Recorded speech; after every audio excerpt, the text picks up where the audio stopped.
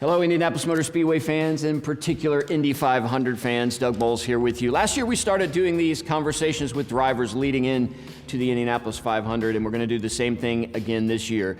This is being taped in January here in Indianapolis, but this is going to air just before 100 days as we lead into the Indianapolis 500 presented by Gainbridge, the 108th running.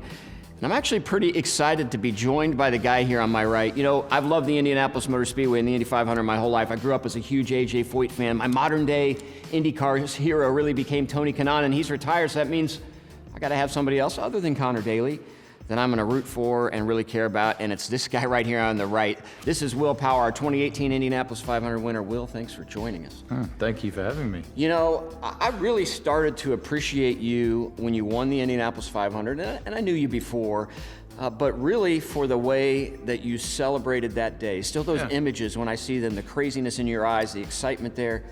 How crazy was that moment, pulling in victory lane, knowing you'd won the Indianapolis 500? Yeah, for me it was surreal. Something I wasn't sure I was ever going to win. I'd been trying for so long, and yeah, perfect day, perfect weather, huge crowd, and getting to drive into victory lane was something I dreamt of for a long time. Yes, gotta be raced back. So yeah, I lost my mind a little bit. I mean, I think I'd do the same thing if I won again. It's such a hard race to win. It's just with the competition today, and it's just incredibly tough. You know, you can just tell by how tight qualifying is now. Yeah, absolutely. Well, what I loved about A.J. Foyt was he wore his emotions on his sleeves. TK did the same thing, and that's what I love about you. I mean, you can tell by your face when you get out of a race car, whether it's a practice session or qualifying a race, how you feel about it.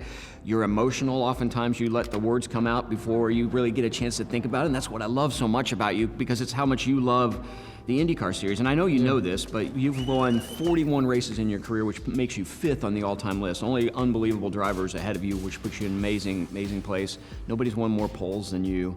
What would it mean? I know you'd love to win the 500, but what would it mean for the pole master to get the pole at the Indianapolis Motor Speedway? It's something, I've been on the front row a number of times. It's just eluded me. It's just got to all fit. It's got to be the year you have that special car. The wind's got to be right, the run's got to be right, you can make no mistakes, so it is very difficult to get a pole there. But to get it, that'd be, at this point, that'd be pretty big for me. I mean, it's my, how many times have I done it? 16 or 17 times? I think 17, 17th time, yeah. Never been on pole, so we've worked pretty hard in the off season, so we'll see. You know, you still picked up some poles this past year. I know that really when you won the championship for the second time in 2022, you sort of had changed your mindset, I think, of the way you approached the season, especially the last half of the season.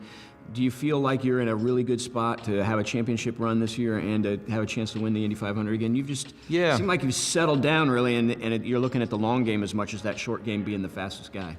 You know, it changes every year, and 2022, you know, the long game was the right way to play it.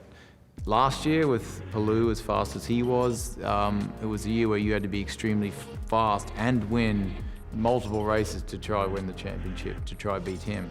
So it depends on the flow of the season, but just through experience, you generally play the long game a little bit more than you did when you were younger.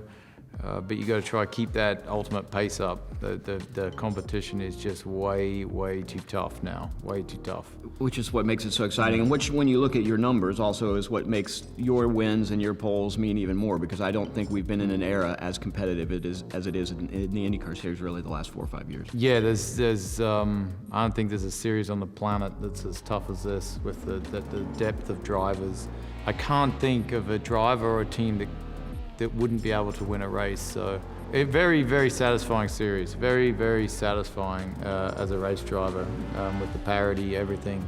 It's super special when you do win, because it's so hard to win. Absolutely.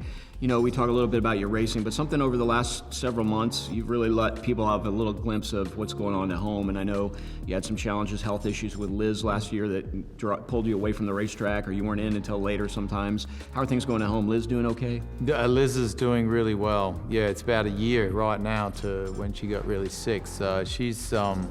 She started working out a little bit, doing a lot more physical stuff. And just mentally is she's in a lot better place. And I know she's a trusted partner of yours in terms of making sure you're ready to go and keeping you fired up, and that's really important, those things at home. So as we start thinking about the season, and you think about that Indianapolis 500, 16 runs, 17 coming up, that's an awful lot of runs, which also means there's probably not a whole lot on the back end. You're through half your, well, if you were AJ Foyt, you're okay, you got another 18 or 19 to go, but because he ran 35 of them. But when you approach May now, how do you approach it differently than maybe you did 10 years ago in your 5th or 6th run? You know, my appreciation for that event and the history of it has grown tremendously. The more I've been there and the more laps I've done and the more time I've spent there. So I think your understanding of what it means to win that race is a lot more in depth, so it means a lot more to you. And then everything else that goes with experience, you know, as you tackle the month. It's forever evolving and changing the way you approach. And it's a slow transition. Absolutely. Well, last question for you. This is a simpler one. What's the favorite thing you did in the off-season? Maybe going back to Australia to see the family. It's probably see my parents. It's probably a good one. You get a chance to go back and do that. Well, ladies and gentlemen, he is our 2018 Indianapolis 500 winner, 2-time NTT INDYCAR Series champion, 41 wins. That's 5th on the all-time list. It's unbelievable to think of, and 70 poles. Nobody's won more poles than Will Power. We can't wait to see him here in May and see if he has an opportunity to put one more pole on that list and have that be the pole at the Indianapolis 500. I know he'd like to win it again. Will, thanks for joining us. We look forward to seeing all of you on our next episode of Doug and Drivers.